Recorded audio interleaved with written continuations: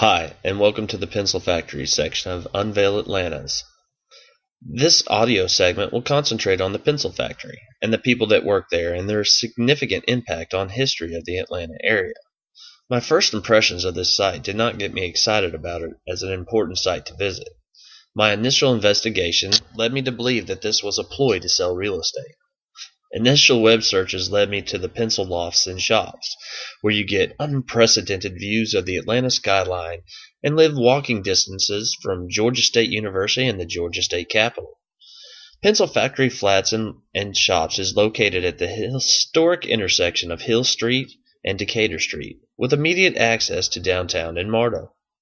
The apartments are sleek and comfortable, featuring gourmet kitchens and granite counters, stainless steel appliances, tile backsplashes, and espresso wood cabinetry, luxurious bathrooms with double vanities, showers, and garden tubs with warm hardwood flooring. This made me wonder why this would be an important site to investigate for my readers to go and visit.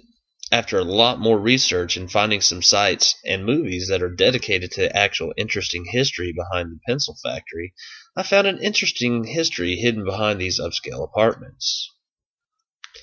The first piece of information that I would like to share about the pencil factory is that of the story of a little girl that was murdered at this site on April 23, 1913.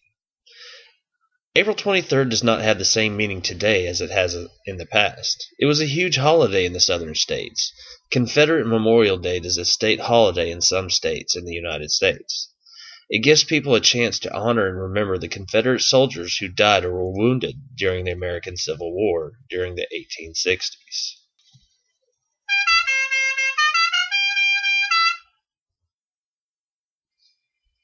The website leofrank.org tells a story that Leo Frank was a young businessman that had moved to the South after being educated in Europe and being raised in the northern area.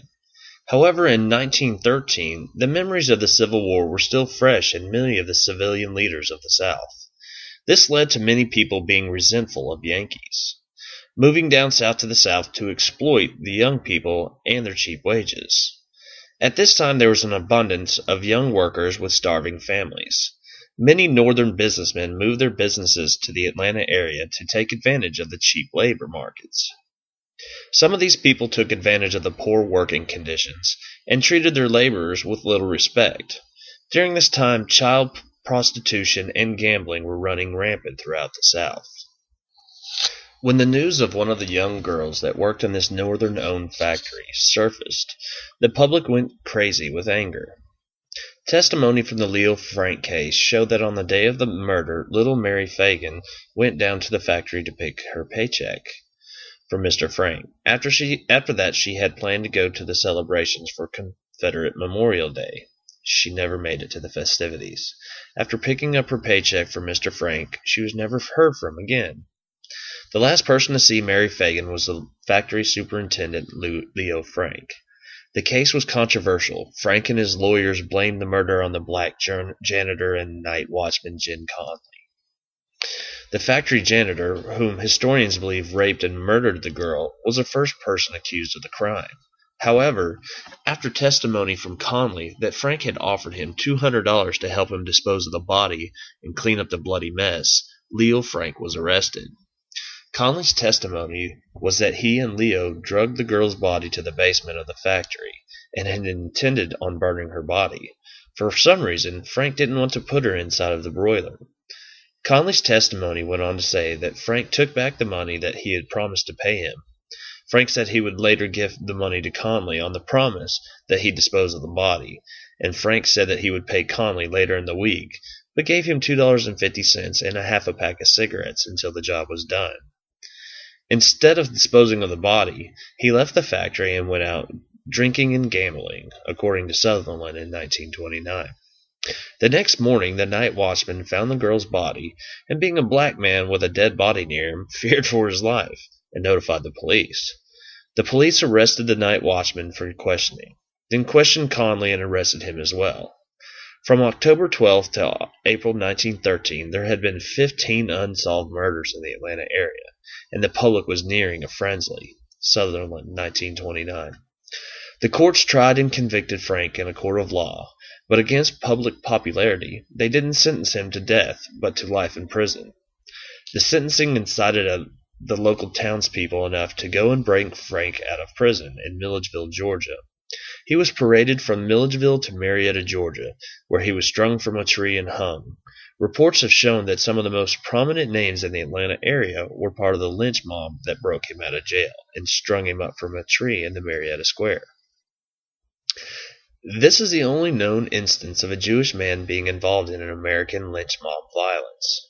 The town decided that the message to Yankee immigrants that the South will not tolerate Yankee dishonesty to our Southern girls.